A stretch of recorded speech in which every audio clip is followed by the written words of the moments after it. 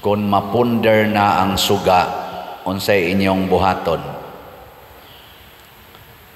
Unsay buhaton og mapunder na ang suga, tangtangon og ilisan. Nyag din agin madag repair, di na madag charge, ilabay kay di na musiga. Matod pa ni Kristo, kung magdagko tag suga, ibutang gyud sa tungtunganan, dili taguan. Unsa may pasabot ani, mao ni siya ang atong nadawat nga mga maayo gikan sa Ginoo, mga kanang mga virtues, mga grasya nga makaayo sa tao. In short, ang maayo nga buhat, ang maayo nga butang ato ginang ipaambit ngadto sa uban, kay mao na siya'y kahayag, mao na siya'y maghatag og kadasig, maghatag og giya, maghatag og kalig-on og kalambuan sa atong isig katawo. Mao na diri sa atong unang pagbasa si San Pablo, dili ang basahon sa panultihon, Proverbs, niingon gyud, buhata ang maayo sa nagkinahanglan niini, kutob sa imong mahimo.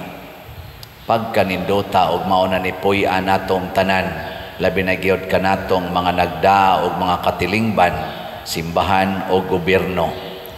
Ayaw pahulata sa sunod adlaw ang imong isig katawo kung mahimo mo ang pagtabang kaniya karon. Ayaw unya-unya nya, ayaw paglaraw bisag unsa nga makadaot sa imong isig katawo, kay silingan kamo ug misalig siya kanimo.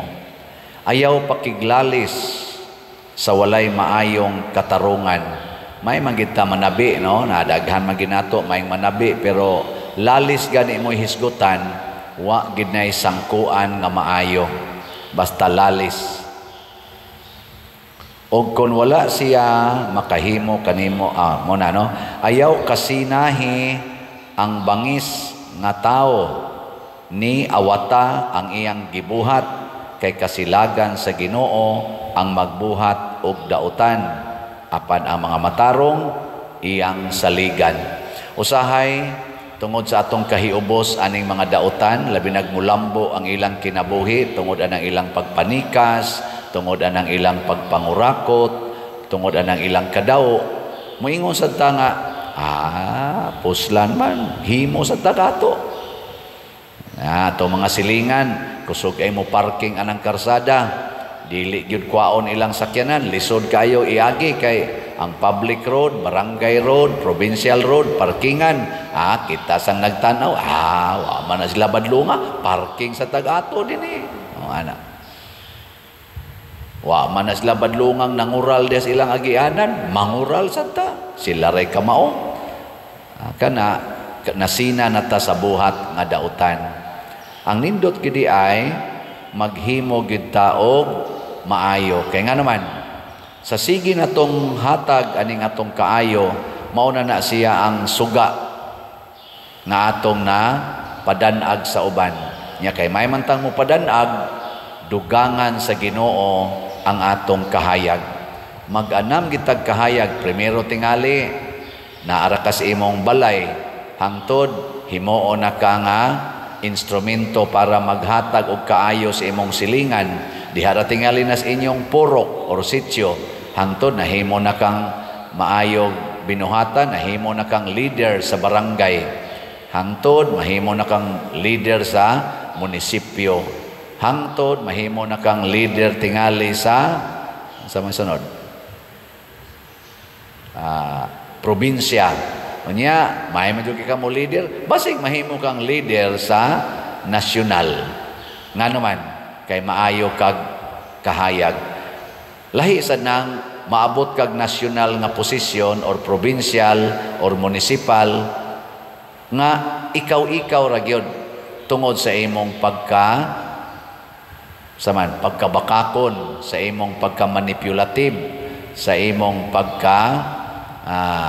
tawag nato kaisog nga daghan kay kag kontra niya pangusbon ang resulta sa eleksyon haron lang yun makatungtong sa gahom.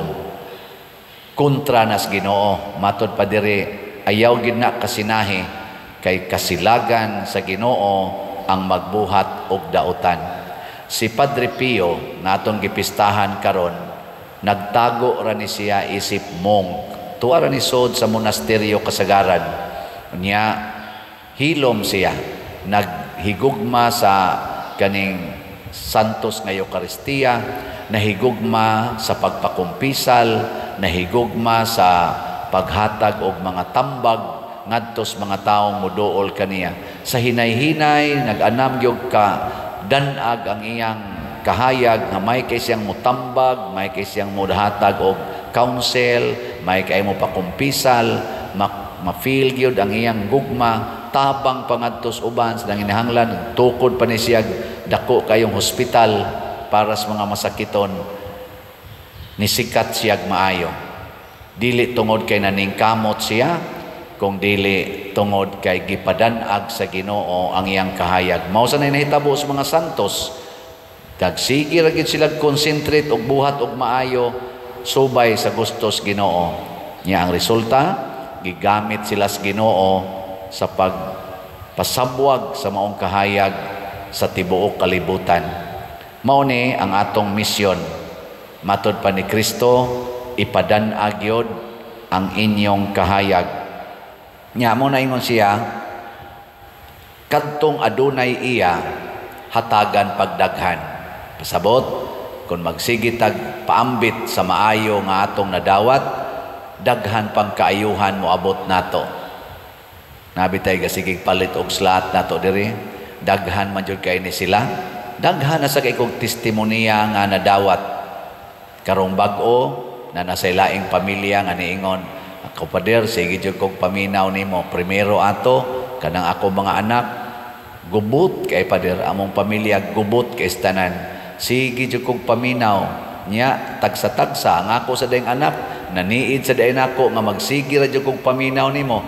Nakat-on na sa siyang paminaw nya pagkasunod ko nung usa ka higayon ni duol ko no niya. Samtang iya ko nung gilarot-larotag jutay iyang kilay, ni duol ko nung iyang anak, usas iyang mga anak, nga wagi siya magtuo nga naminaw ba dito suwali nako. Ningon ko no, oy mami, ingon ba yes Padersiano, ayaw na ibutay imong kilay. Ingon siya, uy, salamat kayo, naminaw day ka. Ay, minaw ramang ko nimo god diha, magsige man kag paminaw ng Padersiano. Nakabati rasad, hangtod nga sila ng tanan nagsigig paminaw. Matod pa niya, pagkamalinawon sa among pagpuyo karon pader, wa na gyud ang akong mga anak nga kaniadto mga tapulan kaayo, karon kugihana. Nga ako mga anak sa una nga di gyud mo simba, karon mo simba na. Nga wa na gid namo pugsa. Nako pagkanindot nga mga impact dili ni tungod nako, tungod ni sa gipaambit nako nga pulong sa Ginoo. Mao sa nagibuhat sa ato mga ebanghelista, gibuhat sa ato mga propeta nga nagsunod sa Ginoo, ang nagpalampos sa ilang buhat mao ang tag-iya sa kahayag nga mao gyud ang tinuod nga kahayag. Apan ang suga nga maoy agianan sa kahayag, kinahanglan mo paambit gyud ni ana, dili mutago sa ilawom atong ipaambit. Muna pamalit pa mog slots, padayon mog palit og slots atong SBF dag para ni sa atong kumbinto, napay daghan kayong available slots. Di lang sa ko maka-update karon, og ang atong CTUMM para sa pagpanghatag na tugbugas karong umaabot buwan sa Oktubre og sa pagpanghimog balay sugod sa buwan sa Nobyembre. Padayuna na ninyo, tag 100 pesos ra gini ang CTUMM, pero pagkadako nag-impact niini alang sa atong mga nanginahanglan. Matod pang San Pablo, buhatag yun ang maayo ngadtos nanginahanglan kutob sa inyong mahimo. Di ta mo limit, no? Di ta mo limit hangtod kanus ata magsigig palit og slots, hangtod kanus ata magsigig tabang sa atong isig katao. Aron sad ang Ginoo muhatag yod sa tanan nga iya sang gustong ihatag kanato.